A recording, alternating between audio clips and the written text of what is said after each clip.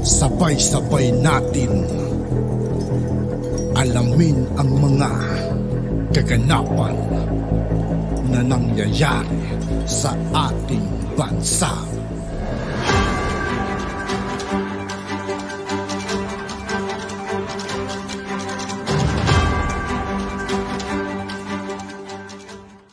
Yo, what's up mga kaibigan? This is I2K po again.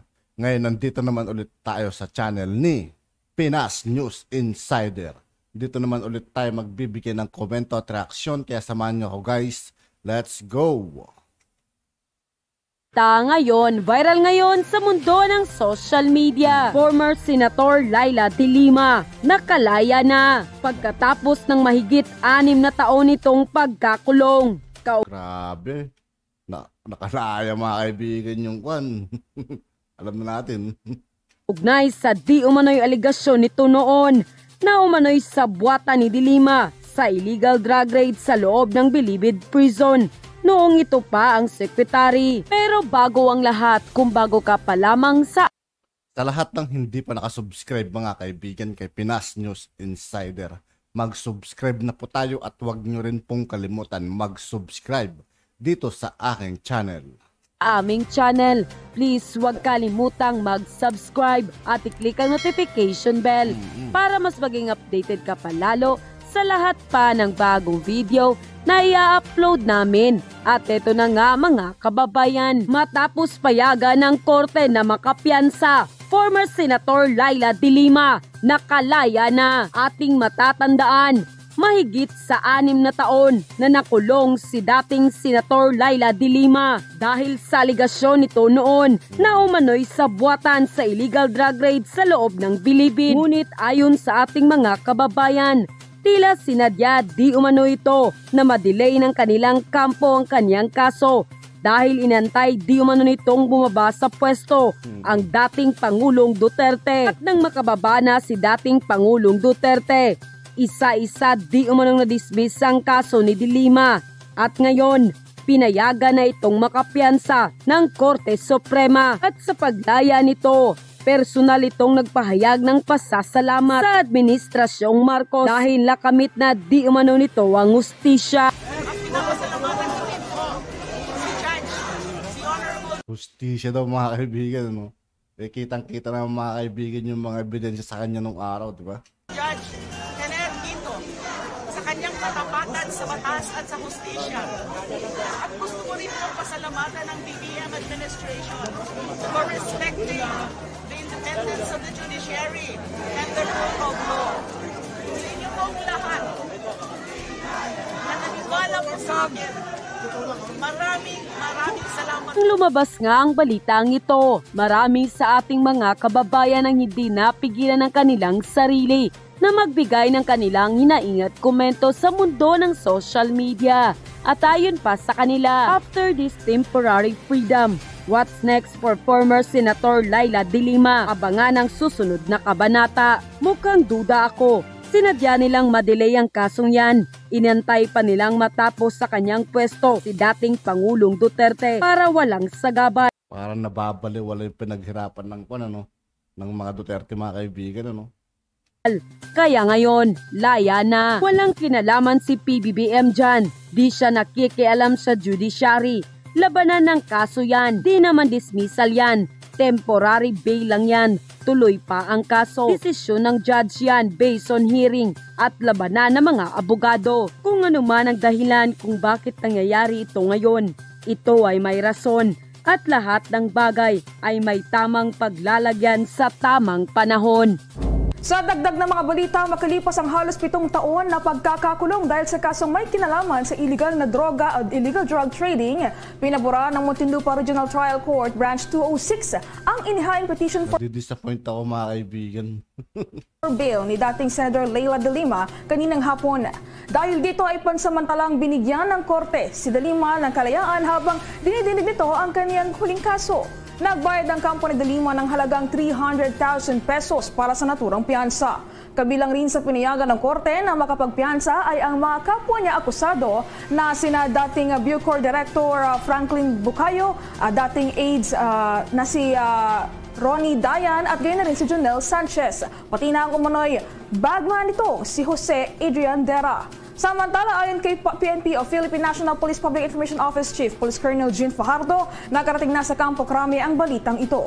Aniya sa ngayon ay may kinakailangan na lamang nalagdaan ng mga dokumento si De Lima sa Philippine National Police Custodial Center bago ito tuluyang mapalaya. Kung maalala, ibinasura na rin ng parehong korte ang naunang 2 kaso na may kinalaman rin sa illegal drug trading ni De Lima at kinalala nga itong si De Lima bilang masugid na kritiko ni dating Pangulong Rodrigo Roa Duterte dahil sa programa nitong War on Drugs.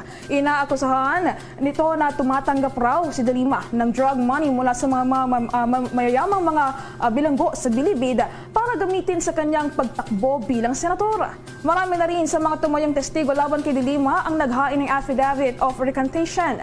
Pinilit lang umano silang ituro ni si De Lima upang madiin ito sa kasong may kinalaman sa illegal na droga. Emosyonal namang nagpaabot ng pasalamat si De Lima sa lahat ng mga sumusuporta sa kanya.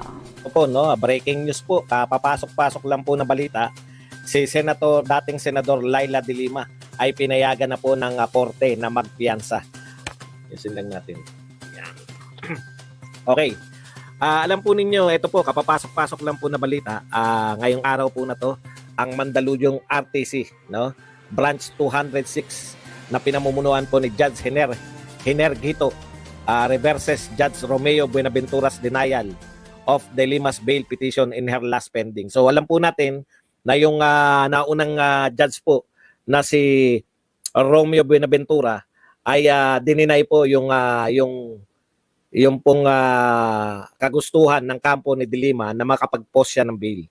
Pero ito pong bagong judge ng Muntinlupa RTC Branch 206 ay na si Judge Henerhito ay pinayagan po si Senator De Lima na makapag-post ng bail. Okay. Yan po, alam po ninyo, ang naging basehan po ng 7 taon po nakulong si De Lima. Ito mag-real talkan po tayo. Ipagpalagay natin na tama po yung mga pinagsasabi ngayon, yung mga judge. Tama po na walang kasalanan si De Lima. 7 taon, walang kasalanan. Pumayag na makulong. Saglit lang at medyo madilim.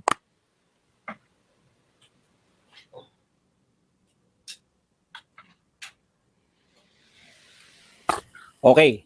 Ang tanong ko po, dapat, di ba? Bakit po 7 taon na nakulong kung walang kasalanan? Di ba? Kasi, ito ang sagot ng mga yan. Kasi nga, dahil po sa mga testigo. Okay, ano po nangyari sa mga testigo within 7 years? Nawala na po ba sila lahat? Hindi po. Kahit po mawala yung testigo, yung testimonya niya, mananatili po yan. Nasa court record yan. Pero ano po nangyari sa mga testigo? Nagbaliktaran. Marami po sa kanila nagbaliktaran. Okay. So ang ine-expect po natin, kung kayo po ay biktima. Nagbaliktaran mga kaibigan, baka binayaran 7 taon kayo nakulong. At kaya kayo nakakulong dahil sa mga false testimony. Pagpalagay natin lahat na tama yung sinasabi wala tayong duda halimbawa. No? Pagpalagay natin na talagang kusan loob na nagbaliktaran yung mga nag-akusa kay Laila De Lima. Kahit na po napanood natin sa TV yan, sa Kongreso. Napanood ko po yan sa Kongreso. No? Yung si Ladayan, di ba? Diyan po yung famous na, ano tawag sa ni De Lima? Jonel. Tapos diyan po yung famous line ni De Lima na yung relasyon nila ni Dayan na narinig din po namin ng frailties of a woman. No?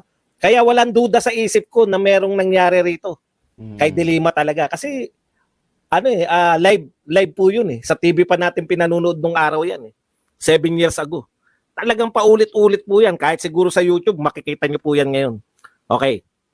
Ibig sabihin, nung panahon na ikinulong po si De Lima, wala pong duda sa isip ko na may kasalanan. Kasi ang dami nag-testify sa kanya Sa Kongreso pa po natin Sa Kongreso pa muna natin naririnig. Siyempre, pagdating sa korte, hindi po yan binobroadcast, di ba? Wala po sa television yung korte. Pero yung nasa Congress po yan, kitang-kita. Nakilala natin si Junel, nakilala natin si Dayan, nakilala natin kung ano po yung nangyayari, no? Dahil po sa pag-iimbestiga ng mga congressman. Kaya po natin sila at nagsalita si De Lima of frailties of a woman, umamin po siya na may relasyon sila ni Dayan, etc. etc. Kaya ako, wala akong duda noon. O ngayon, di ba kung ikaw ay nakulong dahil sa testimonya, ang una ko pong gagawin, kung ako po yun, sasampahan ko po yung kaso yung mga tao nag-falsely testify against me. Mm. 7 years is 7 years.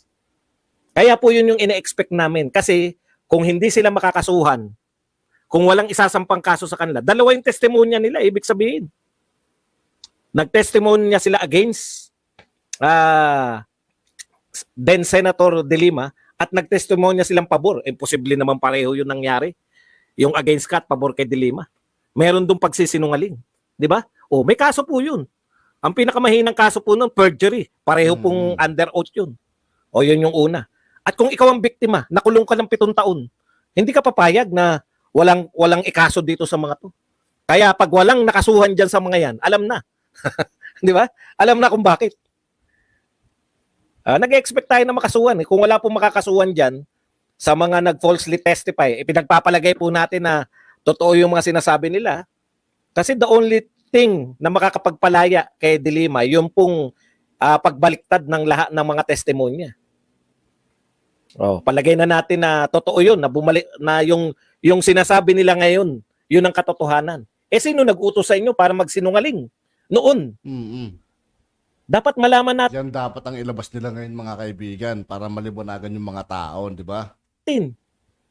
Dapat ang unang curious na malaman kung sino yun, si De Lima. Di ba? Bakit hindi niya kasuhan? Walang isa nagsasalita sa nakapaligid kay De Lima, nakakasuhan namin yung mga nag-falsely testify. Kasi pag hindi sila kinasuhan, ay alam na naganap. Di ba? Pwede palang bumaliktad, pwede ka palang magdalawang testimonya na wala kang kaso. Tingnan niyo yung mga aktivista na sumuko. Tapos nung hinarap sila sa media, sinabi nila na sila ay inabdak, hindi sila talaga sumuko. Kinasuhan ng AFP, bakit? Pinagmumukhaan yung sinungaling kami. Kinasuhan yung mga aktivista na yun. Hindi po pwedeng isa sa atin ang tama at kami ang mali. Samantalang kayo yung sumuko. Yun po, paglilinis po yun ng AFP na dito sa dalawa na to, sinampahan nila ng perjury. Ito po, 7 taon ka nakulong. Imposible naman. Imposible naman.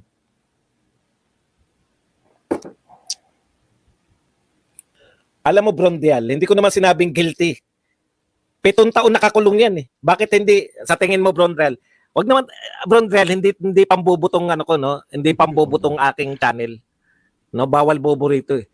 Pag hindi naintindihan, tatahimik lang muna. 7 taon ka nakulong. 7 taon ka nakulong, wala kang gagawin. May point si Kuya Badong rito, mga kaibigan eh. Di ba? Imposible. Yan sinabi mo yan, Brondial sisingilin kita niyan. Magkakaso talaga sila kasi pag kinasuhan niya yung mga yan, magtatapat sila eh. Kami napilitan lang dahil inutusan kami ni kung sino man yung nag-utos sa kanila. May karapatan din kasi sila magsabi ng totoo. At yun na nga mga At yun nga po, mga kaibigan, dito po nagtatapos ang ating reaction video. Muli ako po si I2K ng Sundalo ng Dunggalo at 811. Maraming salamat sa patuloy na pagsuporta. Peace out.